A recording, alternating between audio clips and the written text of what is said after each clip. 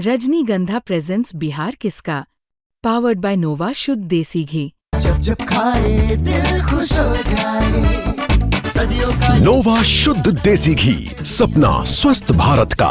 I love घी घी घी घी घी घी। बिहार विधानसभा चुनाव को लेकर अलग अलग एजेंसी के अलग अलग सर्वे आ रहे हैं। हर कोई ये जानना चाहता है कि बिहार विधानसभा चुनाव में जिन 243 सीटों पर चुनाव हो रहे हैं वहां सरकार किसकी बनेगी। क्या एक बार फिर से नीतीश कुमार की सरकार बनने जा रही है, या जो 2020 में तेजस्वी यादव चूक गए थे इस बार वो सत्ता में वापसी करने जा रहे हैं, या जनसुराज का फैक्टर काम कर गया है।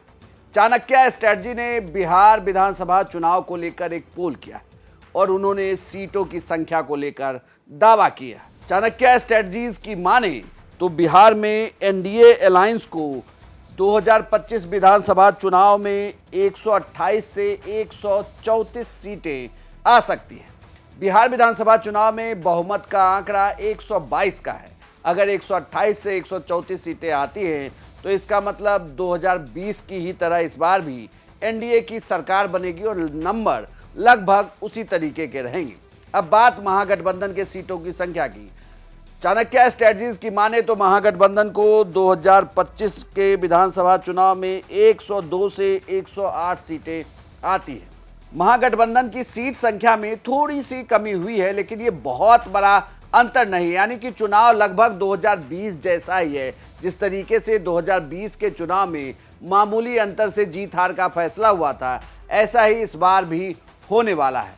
और इसके अलावा अदर्स के खाते में 5 से 9 सीटें जाती हुई दिख रही, यानी कि जो अन्य हैं वो 5 से 9 सीटें ले सकते हैं, जिसमें AIMIM है, BSP है, जनसुराज है और भी दूसरी पार्टियां हैं जो बिहार विधानसभा का चुनाव लड़ रही हैं। कुल मिलाकर देखें तो चाणक्य स्ट्रेटजीज के इस पूरे पोल में एनडीए की सरकार बन रही है, जिसे 128 से 134 सीटें आ रही है, महागठबंधन को 102 से 108 और अदर्स के खाते में 5 से 9 सीटें जा रही है, जिसमें जीडीए भी है, ग्रैंड अलायंस जो बनाया गया है। AIMIM, RLJP, ASP और AJP ने मिलकर इस अलायंस को बनाया। कुल मिलाकर देखें तो बिहार की बड़ी तस्वीर चाणक्य स्ट्रेटजीज के अनुसार ये कहती है कि नीतीश कुमार की सरकार एक बार फिर वापस लौटने वाली है। आपको बता दें कि बिहार विधानसभा चुनाव का पहले चरण का मतदान 6 नवंबर को होने वाला है, दूसरे चरण का मतदान